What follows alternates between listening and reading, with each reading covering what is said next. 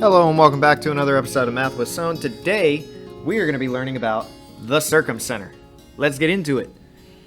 So, here, we have a triangle. The Circumcenter is only the point P, that middle point P inside of the triangle. All the other things are just things that have happened in our process to get to that Circumcenter. And point P, the Circumcenter, is created by taking the perpendicular bisectors of the triangle's sides. So if you were to take each side and cut it in half and go straight 90 degrees out, take each side, go straight 90 degrees out and 90 degrees out from the middle of each side, that is how we get the Circumcenter. The Circumcenter, even though you cut the sides in half, is going to be equidistant from the angles. So it is always opposite. So the Circumcenter is always equidistant from the angles or the corners of the triangle. So if you cut the sides in half, the part that is going to be equidistant is going to be from the corners or the angles. Later on, you might learn about the incenter. The incenter does the opposite. It cuts the angles in half, but it is from the sides that are congruent. All right? So we're going to list a few perpendicular bisectors and the Circumcenter in all these things down here. So the perpendicular bisectors are these things, P to F, the things creating 90-degree angles, P to E, and P to D.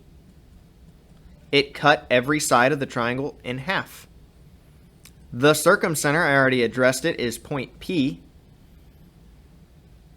And all the congruent segments, there are way too many to list out. Like way too many. But I want you to take a moment here to realize what was created when we cut these sides in half. Clearly EC and BE are equal, so if you want to write down some of those, CE is congruent to BE. You can write down a few answers. But what I want you to really pay attention to is what triangles are congruent. That is way more important, because if you know what triangles are equal, then you would know what angles are equal and what sides are equal to. And here are the triangles that are congruent. We got one of them right here from APF.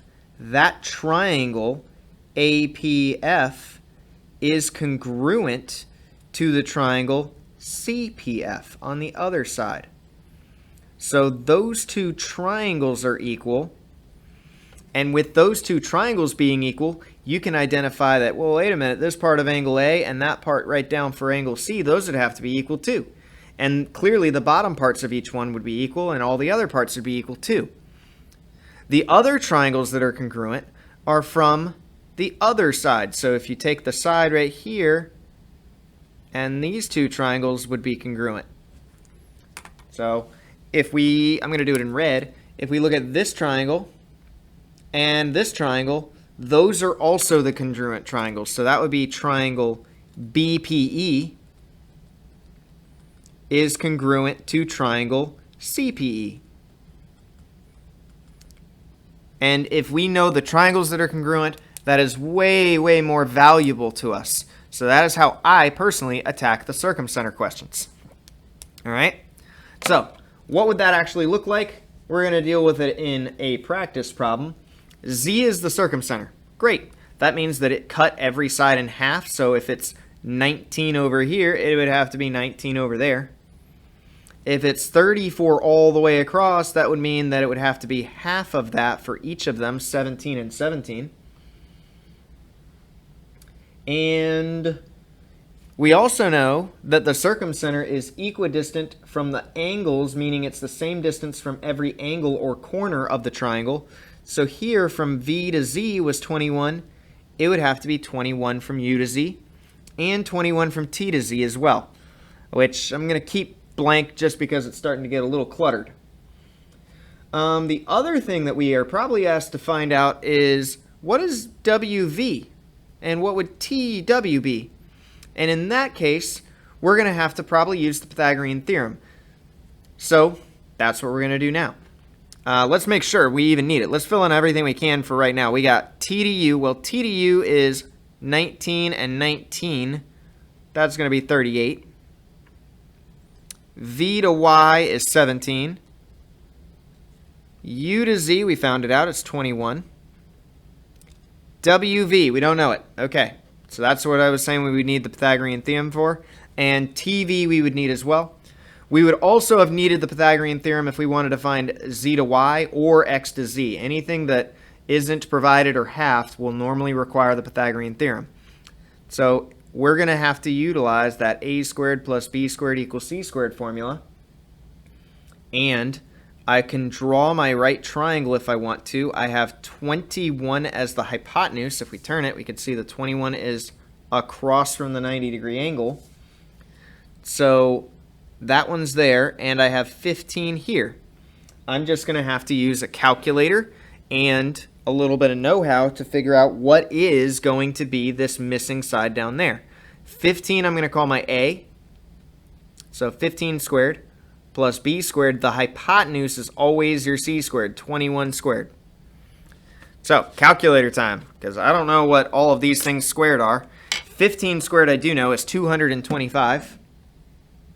21 squared, I don't know it. 21 times 21 is 21 squared is apparently 441.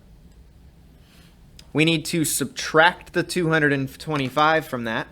So we're going to subtract 225. Subtract 225.